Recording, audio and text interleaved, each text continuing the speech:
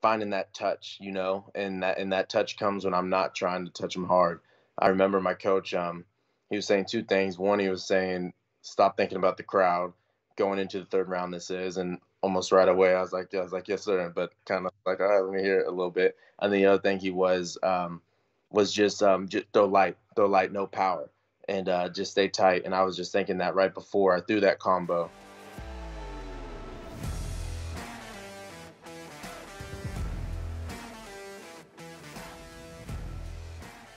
Miles, appreciate you, man. February 5th, you're back in action against John Castaneda. He's 1-1 in the UFC. What are your overall thoughts on the matchup? I think it's a really good matchup. I think it's another fan-friendly matchup. His style, he has like a real good Mexican boxing style mixed with like a grappling jiu-jitsu. Short and stocky like myself, looks like a strong guy. So I think it's a fun one. It's a banger, man. Just another one of these bantamweight firefights. So Yeah, man, it seems like there's so many of them. There's like a lot of guys sitting at that, let's say 15 to 25 range, like yourself, in the uh rankings that just are just killers, man. It's every matchup is tough. yeah, absolutely. And it's good. Like I love the competition like that. I think it's becoming the best division in the UFC. But also, there's not really any outliers. Like, I mean, there's nobody that's just way above anybody else. So really, the belt's up for grabs at like all times. There's guys like Ricky Simone who are just at the top or the bottom of the top 15, but he had a great fight with Rob Font, and I'm sure he could fight with Aljo. I'm sure like he could fight with Petra. So it's a fun time to be in it because you can just jump up in that belt. I think is really got to be up for grabs for anybody. How many fights do you think you're from the top 10? I think this one and then win one more and it'll be top 15 is what I think. I could get if I have a really good win this one, I could get top 15 after that. You never know, but realistically maybe one more just right outside the top 15 and then be in top 15 and then from there one fight in top 15 and one in top 10 and then hopefully we'll be able to move it like that. We'll see though. So by the end of this year, you'll be there. I think by the end of this year, I'll have a fight on the books for top 15 guy. If I got that by the end of the year, like before the year is over, that'd be awesome. I'll be ready, but it'd probably be beginning next year. Going back to Castaneda, breaking down his style a little bit more, what I mean? He loves to strike, and I know you like that about him. But he also has a lot of finishes on the ground, not just submissions, but ground and pound finishes. So what is your breakdown of like that aspect of his game? I think that really just comes from putting pressure on people and breaking them. You know what I mean? Like, if you get me to the ground, I'm getting up. Like we're fighting from there too, and you're not gonna push me to where I'm gonna just start laying there. We train for that. That's why I mean you never see a Fortis guy just getting held down really and ground and pounded out. I think a fighter breaks mentally and then ends up going to the ground and they give up. The guy gets TKO win. So. For sure. And, when you look at his two fights, his last one was a pretty good one. I mean? He beat a former title challenger in Eddie Wireland. Before that, he fought Nathaniel Wood, who is also another guy I think people forgot about in the division, man. He's a solid fighter. I think that fight tells us more about Castaneda.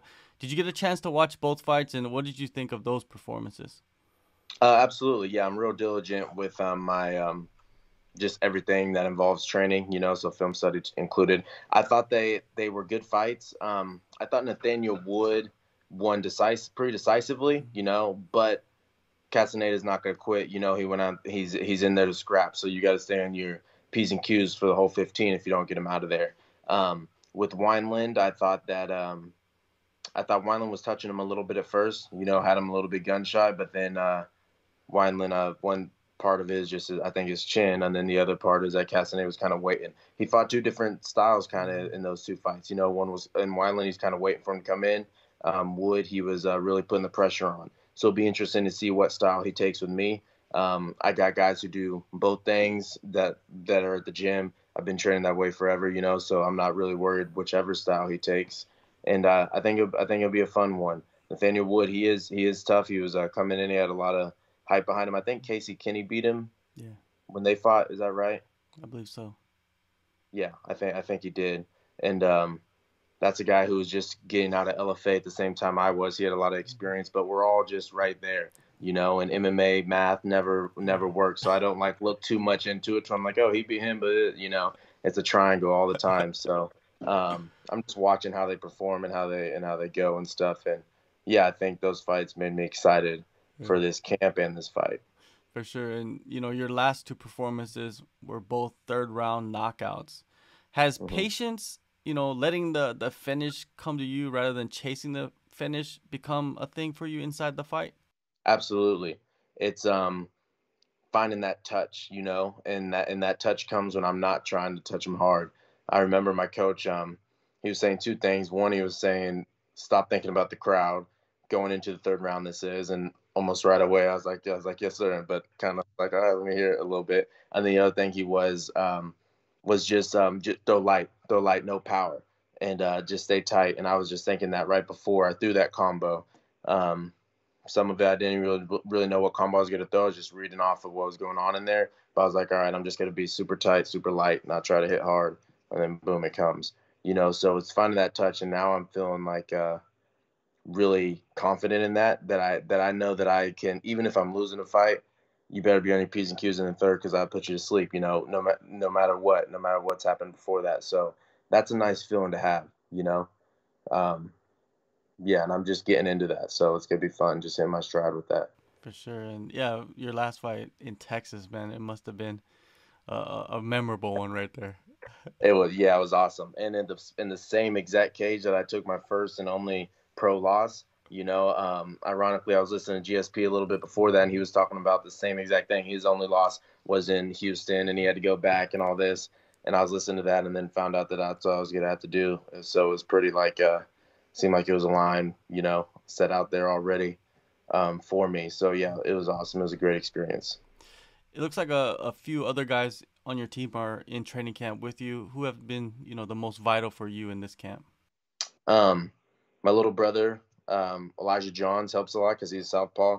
I mean, we've been finding each other forever. Castaneda's southpaw, so I'm used to that. And then we got another guy, Ian, who's a pro. He's only had one pro fight, but I mean, he's tough. He grew up with us. Like all he knows is how we train. So he only knows the best way to train. So he grew super quick, athletic kid.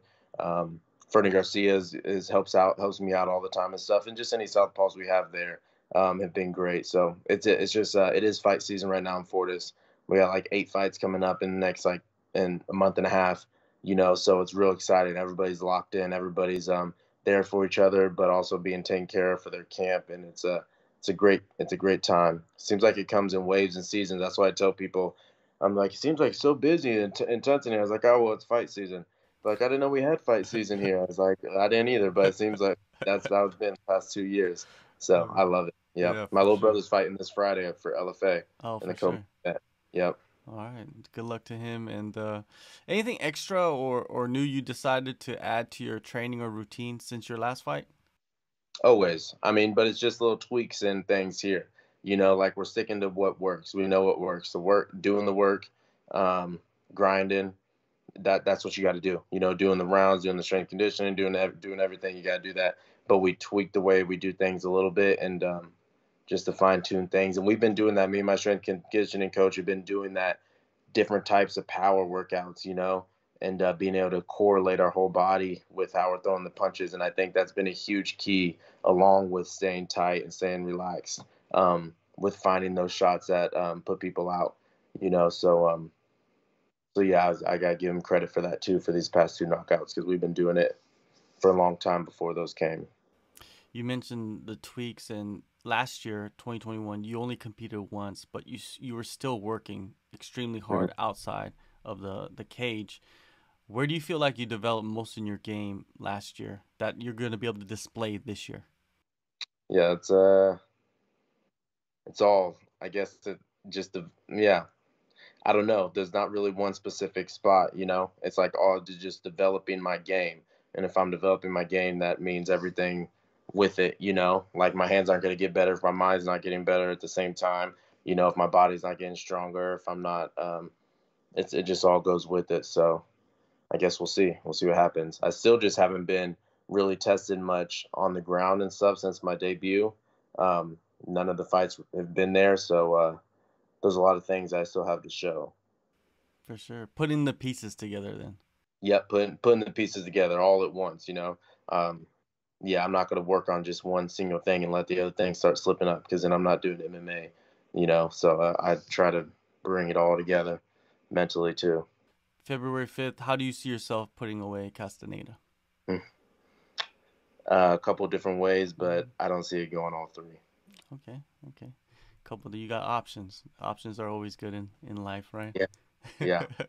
Especially in there, you need Yeah, options. yeah, definitely. You do need A, B, C, D, E, F, all of those. A few more before I let you go. MMA fans are some of the wildest and most passionate. What do fans of the sport obsess about that fighters really don't care about, in your opinion? I think it's just that whether fighters care or not, or they don't care. I think if they don't really care that much, I don't think there's anything they obsess about. I think it's just that fighter. For I've seen a lot, like I've got a lot of different feedback, good and bad, especially after with the Kevin fight and stuff, and people send me messages and all this. But I mean, it's just so comical to me. Like I really don't take it personal at all. I guess like in general, okay, so I guess a different route. In general, they definitely obsess too much about people being on the ground for a little bit. People in the crowd, like live events, they start booing. I think the refs start to feel pressure a little bit. They can hear all the boos and stuff. They feel like it's on their back, and they separate a little bit too fast. Um, but you know, it's you also got to be able to get up. If you can't get up, then yeah. So I think they do that live in live events, but I don't know. I don't really pay. I read the comments just to laugh. So I think fighters take too much to it. Yeah, yeah. There's some comedy in there in the comments. Yeah, Fighting is filled with moments. Some can be traumatic. Like weight cuts. Damage taken in fights. Their fighting is filled with that. PTSD can exist in combat sports. Have you ever experienced this in your career or seen it affect anyone else around you? I have it. I've heard and seen some fighters around me have some injuries that kind of go unaddressed, and they can get worse after their career, but then they don't have a fight and stuff, and they're just kind of forgotten about it a little bit. And these guys are tough dudes, so they're just dealing with it themselves. But as far as like PTSD and that, or CTE, I haven't seen any of that really yet, and I hope I don't. But yeah, you just gotta. I think people are becoming more aware, and you gotta trust the medical field. There's people out there working, working, working to protect our brains. Let us do this and be able to heal our brains, and help us fight the struggle with PTSD and other things like that. So yeah, I think most fighters do have when you can go to an extreme like that, and you like extremes like a cage fight, then you can go to extreme places mentally too, and I think that's why it correlates with the sport a lot. When Kevin Lee signed with Eagle FC, it was announced that he was going to be paid in crypto. What are your thoughts on cryptocurrency, and would you ever agree to get paid in it?